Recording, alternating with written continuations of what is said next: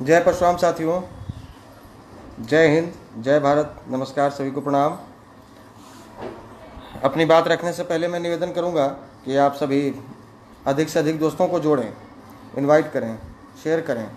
आज का मुद्दा भी बहुत ख़ास है, जैसा कि हमने लाइव के विषय के बारे में ऊपर दर्शाया है।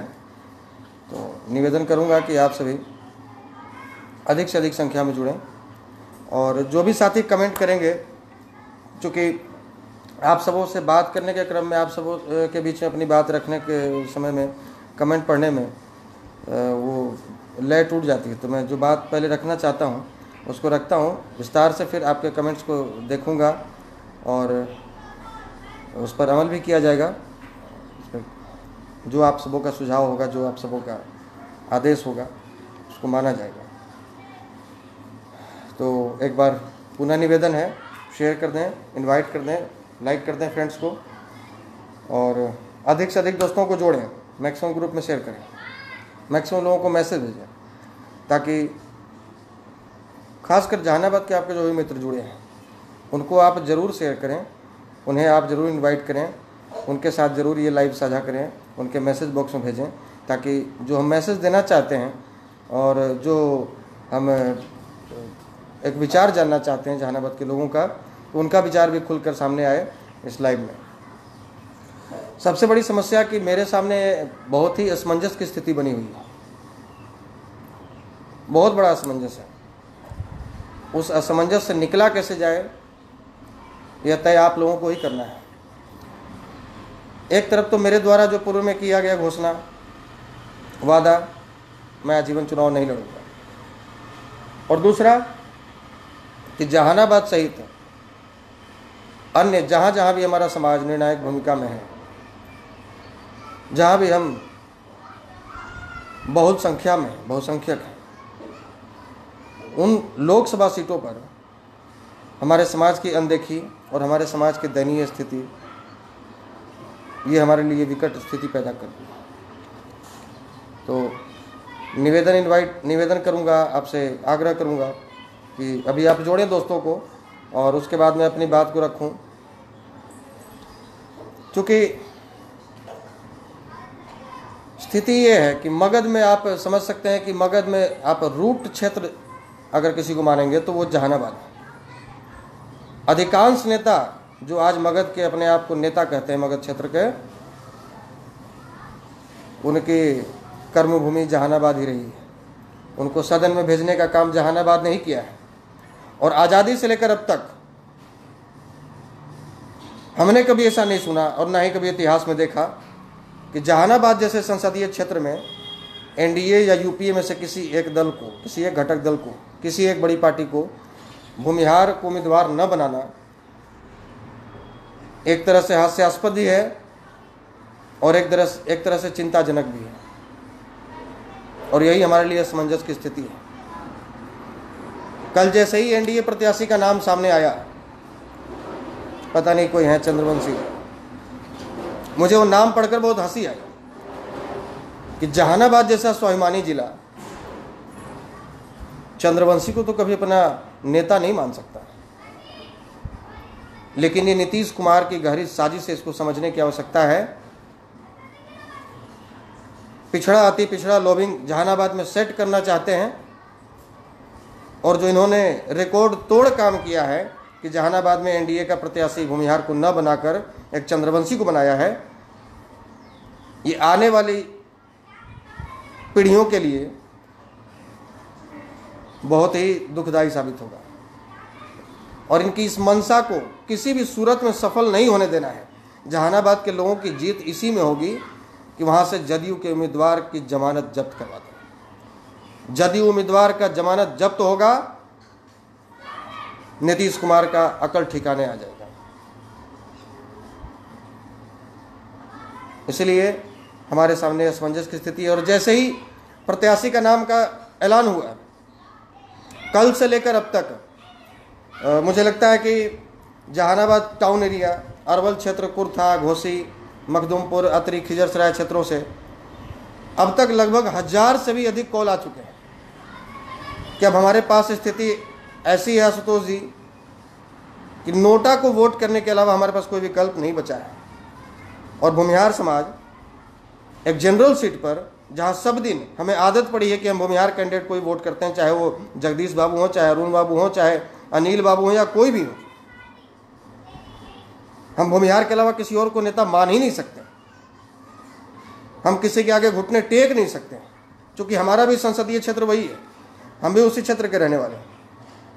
अरवल जिला में हंदिया थाना राजखरसा में, हमारे गांव में।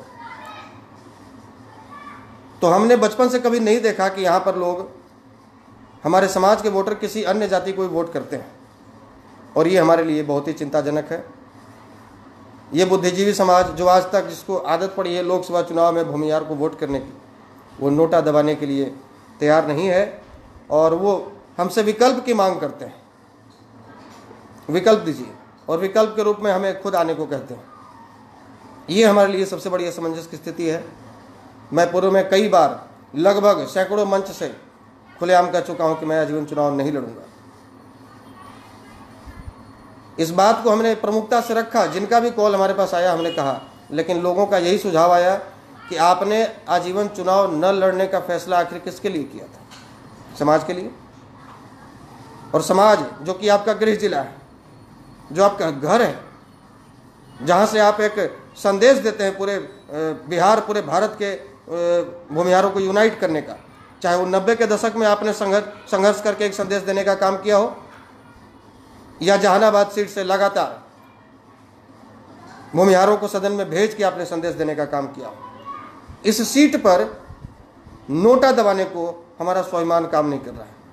और आप ऐसी स्थिति में कहते हैं कि हमने कसम खाया, तो कसम तो कृष्ण ने भी तोड़ा था, कसम तो भीष्म ने भी तोड़ा था, प्रतिज्ञा अपना। आपने समाज के लिए कसम खाया था, तो समाज के नाते आपको कसम तोड़नी चाहिए। इसका फैसला भी समाज करेगा, हम नहीं करेंगे, और ये समाज के ऊपर ही हम छोड़ते हैं। लेकिन इतना जरूर कहना चाहेंगे कि आखिर एक चंद्रवंशी उम्मीदवार को नीतीश कुमार ने जहानाबाद से टिकट देने की हिमाकत कैसे की? वो क्या समझ रखे थे कि हम किसी को भी कैंडिडेट बनाकर भेज देंगे, मोटा रकम वसूल कर अपने रिश्तेदारों को या अपने किसी निजी मित्रों को, तो वहां के सवर्ण वोटर आंख बंद करके एनडीए के नाम पर वोट कर देंगे? जहानाबाद कभी माँ बेचकर मौसी खरीदने का काम नहीं किया है, और आगे भी नहीं करेगा। नीतीश जी, ये कान खोल कर सुन लीजिए। और आप इस गलतफहमी में जी रहे हैं कि हम भूमिहारों का जड़ काटने के लिए जहानाबाद सीट को इस कोटे से हटाकर किसी अति पिछड़े के कोटे में डाल दिया अपने, तो आप गलतफहमी में हैं। आपने मधुमक्खी के खोते में हाथ डाल दिया है, और ये आपके विनाश का, आपके पतन का कारण बनेगा। निश्चित रूप से आपके पतन का कारण बनेगा, इसमें कहीं कोई दो मत नहीं।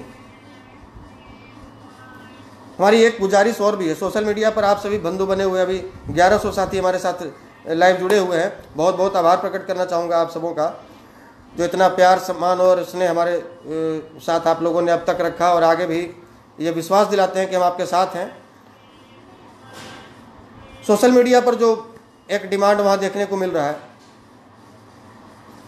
कॉल के माध्यम से, फ़ोन कॉल के माध्यम से, मैसेज के माध्यम से, व्हाट्सएप के माध्यम से जो लगातार हमें ये संदेश आ रहा है कि आप जहानाबाद से आइए, निर्दलीय चुनाव लड़िए, पूरा समाज आपके साथ है, हम लोग तन मन धन से आपके साथ हैं। सपोज अगर मैं समाज की बात, समाज की आकांक्षा को मानता भी हूँ, अपने प्रतिज्ञा को तोड़ता भी हूँ, तो आप सभी जानते हैं कि मैं एक साधारण से परिवार से ताल्लुकात रखने वाला लड़का हूँ।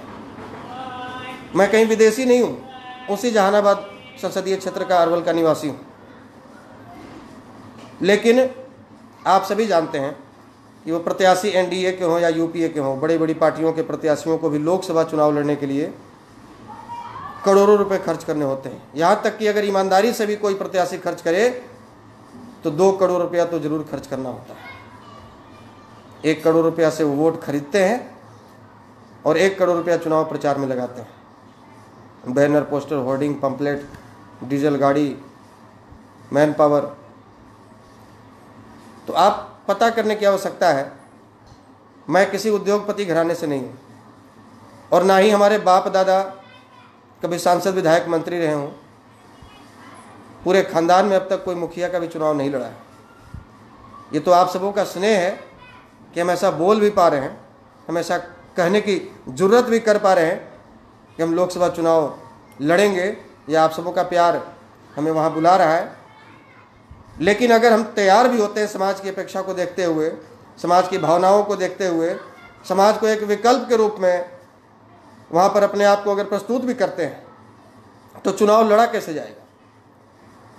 अगर समाज हमसे ये कमिटमेंट कराता है कि आप चुनाव में निर्दलीय आइए, तो मैं भी समाज से एक कमिटमेंट चाहूँगा कि आपको तन मन और धन से सहयोग करना होगा। आप भी एक कमिटमेंट करें कि वहाँ समाज संगठित होकर चंदा करके जैसे भी हो आशुतोष की आवाज़ को सदन में पहुंचाने का काम करेंगे। इसके लिए मैं भी आपका आभारी रहूंगा, और ये पूरे भारत के लिए एक संदेश होगा। पूरे भारत के लिए जहानाबाद एक समय था 90 के दशक में, जिस समय हमारे समाज के लोगों का, हमारे जातियों का पूछ पूछ कर गाँवों का नरसंहार किया जा रहा था। हमारे घर के आगे खड़े ट्रैक्टरों को आग लगाए जाते थे। हजारों एकड़ ज़मीनें पर लाल झंडे गाड़ दिए गए थे जहानाबाद अरवल में। और आज उसी जहानाबाद की स्थिति है। उस समय भी जहानाबाद ने पूरे विश्व को एक मैसेज दिया था कि हम कभी अन्याय बर्दाश्त नहीं कर सकते। हम सर झुकाने वालों में से नहीं, हम सर काटने वालों में से या कटाने वालों में से। आज भी बहुत लोग कहते हैं कि आप सवर्णों के वोट से जीत जाइएगा। समीकरण बनाने की बात होती है। ऐसा नहीं है कि आपका समाज अछूत है।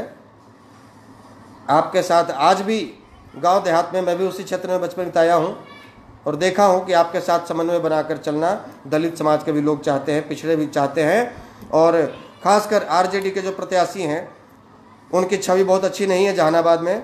और वहाँ पर अगर मुस्लिम समुदाय को भी ये एहसास होता है कि वहाँ पे लीडिंग उम्मीदवार के रूप में निर्दलीय कोई है जो हमारी भी बात करेगा, हमारे लिए भी सोचने को तैयार है, तो उनका भी समर्थन समाज हमें प्राप्त जरूर होगा। वहाँ जरूर उनका भी सहयोग मिलेगा, ऐसा हमें विश्वास है। साथ ही साथ मैं चंदा की बात किया, इसलिए मैं आर्थिक रूप से सहयोग की बात किया, क्योंकि आप सभी जानते हैं कुछ दिन पहले हम तिहाड़ भी गए थे।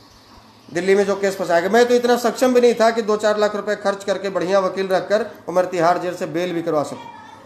वो तो आप सबों का प्यार है, या समाज के बीच में जो हमने जो समय एक छोटा सा दिया है।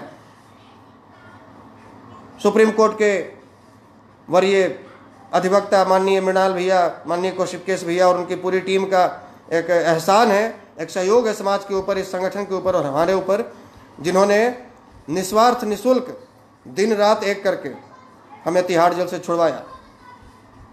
तो मुझे पता है कि समाज अगर इतनी दृढ़ता से, इतना निस्वार्थ भाव से, इतना स्नेह और प्रेम के साथ में अगर जहानाबाद सीट से हमें आमंत्रित कर रहा है, चूँकि जो लगातार कल कॉल्स आए हैं और वो भी मेहंदिया, मखदूमपुर, जहानाबाद और इन क्षेत्रों से, घोसी, इन क्षेत्रों से, अतरी क्षेत्रों से आए, तो मुझे लगा कि वास्तव में वहाँ के लोग व्यथित हैं। और हमने कभी जहानाबाद संसदीय क्षेत्र के वोटरों को, खासकर वहाँ के अपने समुदाय के लोगों को इतना मजबूर अपने जीवन में कभी नहीं देखा। दिल से कहता हूँ, कभी इतना मजबूर हमने नहीं देखा। एक बात आज भी स्पष्ट करता हूँ, आप सोशल मीडिया पर भी देख रहे हैं, हर जगह से डिमांड है, बावजूद इसके मैं कहता हूँ कि चुनाव लड़ने की मेरी इच्छा ना कल थी ना आज है। इस लोकसभा चुनाव में उम्मीदवार उतारने की इच्छा या खुद निर्दलीय चुनाव लड़ने की इच्छा हमने कभी सपना में भी नहीं सोचा था कि हम ऐसा करेंगे। लेकिन ये समय की मांग है, और अगर इस मांग पे हम खरे नहीं उतरते हैं तो समाज हमको कभी माफ़ नहीं करेगा। समाज को अगर विकल्प नहीं देते हैं तो समाज कभी माफ़ नहीं करेगा। इससे बड़ा कोई पाप नहीं होगा, ये बात भी सत्य है। हम ये भी गुजारिश करते हैं, हमसे ज़्यादा बेहतर, हमसे ज़्यादा सक्षम, हमसे ज़्यादा लोकप्रिय, हमसे ज़्यादा बुद्धिमान, हमसे ज़्यादा समाज हित की बात करने वाले इससे पहले समाज का जो वहाँ से नेतृत्व कर चुके हैं, जिनके पास अपना धनबल भी है, जनबल भी है, जनाधार भी है, सब कुछ है, वैसे नेता जो आज हर पार्टी का दरवाजा खटखटा चुके, उनको टिकट नहीं मिला, बावजूद इसके अगर वो निर्दलीय चुनाव लड़ने को जहानाबाद से तैयार होते हैं तो मैं दोनों हाथ उठाकर उनका समर्थन करने को तैयार हूं। मुझे चुनाव लड़ने की कोई इच्छा नहीं है। समाज की लाज बचाने, समाज को एक विकल्प देने के लिए मजबूरन हमें चुनाव में उतरना पड़ रहा है, या मैं उतरने को बाध्य हूं। मैं अभी भी गुजारिश करूंगा, जो भी ऐसे नेता हैं समाज का जो वहाँ प्रतिनिधित्व कर चुके हैं, जो हमसे ज़्यादा सक्षम है, लोकप्रिय हैं, हर चीज़ से सक्षम है, समाज जिनका मांग कर रहा है, वो लोग उतरे, हमारा सहस्त्र समर्थन रहेगा। और जो मैंने आपको कहा कि लोकसभा चुनाव इससे पहले उम्मीदवार खासकर जहानाबाद सीट पे और जो अन्य सीट है जहाँ पे हमारा समाज निर्णायक भूमिका में होता है, इन सीटों पर उम्मीदवारों की घोषणा से पहले हमने कभी सोचा नहीं था कि इस लोकसभा चुनाव में हमारा कोई रोल भी होगा, क्योंकि लेकिन अब ऐसी स्थिति है कि ऐसी स्थिति में जहानाबाद की बात तो छोड़िए, ऐसी स्थिति में केवल जहानाबाद की बात छोड़िए, जहानाबाद के साथ साथ पाटलिपुत्रा, मुजफ्फरपुर, वैशाली, महाराजगंज, काराकाट, शिवहर, उजियारपुर, सिवान जैसे क्षेत्र जहां पर हमारा समाज निर्णायक भूमिका में है, अब तो वहां से भी निर्दलीय और मजबूत उम्मीदवार देकर उसको भरपूर समर्थन करने की बात सोचने पर हम लोग मजबूर हो गए। ये एक संदेश देंगे कि जो पार्टी हमारा नहीं हुआ, हम उस पार्टी का नहीं हो सकते। अगर हमारा कोई पार्टी नहीं तो हम किसी पार्टी का नहीं है। हमारा वोट अगर जाएगा तो हमारी जाति को जाएगा, हमारे जाति के उम्मीदवारों को जाएगा, चाहे वो निर्दलीय हो, चाहे किसी पार्टी से।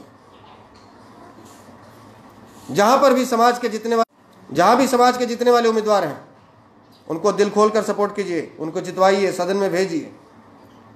बहुत बुरा स्थिति होने वाला है आपका, इससे ज़्यादा और बुरा स्थिति नहीं हो सकता। और अभी खासकर जो जहानाबाद की स्थिति है, जहानाबाद तो बिहार का सबसे हॉट सीट बना हुआ है। बिहार ही नहीं, आप कह सकते हैं तो पूरे भारत के सवर्णों का नज़र, भूमिहारों का नज़र, ब्राह्मणों का नज़र जहानाबाद सीट पर है, और इसको आन बान और शान की लड़ाई मानी जा रही है।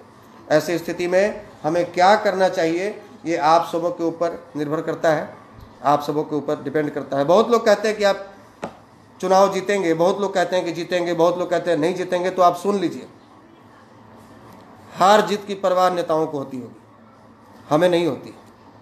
हार जीत की परवाह उनको होगी जो घर से करोड़ों रुपए खर्च करके चुनाव में आएंगे। हार जीत की चिंता उनको होगी जो कहीं ना कहीं समीकरण बैठाए, कहीं ना कहीं किसी से कमिटमेंट कर रखे हैं, किसी को ठेका देने का, किसी को नौकरी देने का। हमको हार जीत की चिंता नहीं। मैं सिपाही था, मैं सैनिक आज भी अपने आप को मानता हूँ, और एक सैनिक का कर्तव्य होता है युद्ध के मैदान में डट कर मुकाबला करना, युद्ध करना, ना कि हार जीत और जीवन मृत्यु का इसकी चिंता करना। इसलिए हार जीत और जीवन मृत्यु हमारे लिए कोई मायने नहीं रखता। हमारे लिए मायने रखता तो हमारा स्वाभिमान मायने रखता है, हमारे लिए मायने कुछ रखता है तो आत्मसम्मान मायने रखता है। इसलिए आप सबों से गुजारिश करूंगा और बार बार गुजारिश करूंगा कि जहां भी समाज के मजबूत उम्मीदवार हैं उनको समर्थन कीजिए, उनको सपोर्ट कीजिए। और जहानाबाद से जहां तक उम्मीदवारी की बात है, समाज का आदेश होगा तो पालन किया जाएगा। इसके पहले जिनके बदौलत आज समाज के लोग इतना प्यार, इतना समर्थन, इतना सम्मान के साथ में जहानाबाद सीट से चुनाव लड़ने को हमें इनवाइट कर रहे हैं, बुला रहे हैं, आमंत्रित कर रहे हैं, हमारे संगठन के उन पदाधिकारियों, उन समर्पित कार्यकर्ताओं या जिन बंधुओं के बदौलत आज हम इस मुकाम पर हैं कि आज आप लोग उस नज़रिए से देख रहे हैं, उस लायक समझ रहे हैं कि एक तुच्छ सा इंसान को। तो ऐसी स्थिति में हम एक बार गुजारिश करना चाहेंगे कि हम कोई भी फैसला लेने से पहले हम एक बार अपने संगठन के कोर टीम के साथ में बैठक करेंगे, जिलाध्यक्षों के साथ में बैठक करेंगे, प्रदेश और राष्ट्रीय स्तर के पदाधिकारियों के साथ में बैठक करेंगे, और सर्वसम्मति से जो निर्णय होगा वो लिया जाएगा। अगर सबकी सहमति होगी कि चुनाव लड़ना चाहिए तो उसके बाद हम क्षेत्र में जाएंगे, जहानाबाद क्षेत्र के जो भी हमारे सैकड़ों गाँव का दौरा करेंगे, भ्रमण करेंगे, समाज का अपेक्षा क्या है, समाज की उम्मीदें क्या है, उसको जानने का प्रयास करेंगे, समाज का आशीर्वाद प्राप्त करेंगे। और उसके बाद अगर समाज का भी निर्णय होगा, समाज का आदेश होगा कि हमें चुनावी क्षेत्र में आना चाहिए, तो शंखनाद किया जाएगा और जहानाबाद हमारा था, हमारा ही रहेगा, किसी और के कोटे में नहीं जाएगा। ये मैसेज पूरे भारत को देने का हम लोग प्रयास करेंगे, पूरे भारत को देने के लिए हम लोग संकल्पित होंगे। इन्हीं चंद शब्दों के साथ में हम अपनी वाणी को विराम करेंगे। आगे एक बार बैठक के बाद जो भी निर्णय लिया जाएगा संगठन की ओर से, उसके बाद समाज के बीच जाएंगे, समाज के अपेक्षा को जानेंगे, समाज का आशीर्वाद प्राप्त करेंगे। समाज का आदेश सर्वोपरि है, जो भी आदेश मिलेगा उसका पालन किया जाएगा। आप सभी जो 1200-1300 साथी हमारे साथ कंटिन्यू जुड़े रहे हैं, आप सबों ने अपना बहुत बहुमूल्य समय हमारे लिए दिया, हमारे लिए निकाला, इसके लिए बहुत बहुत आभार प्रकट करता हूँ, धन्यवाद देता हूँ। आगे का संदेश आप सबों को social media, print media, electronic media के माध्यम से, टेलीफोन के माध्यम से, व्हाट्सएप के माध्यम से आप सबों को प्राप्त होता रहेगा। बहुत बहुत धन्यवाद, प्रणाम।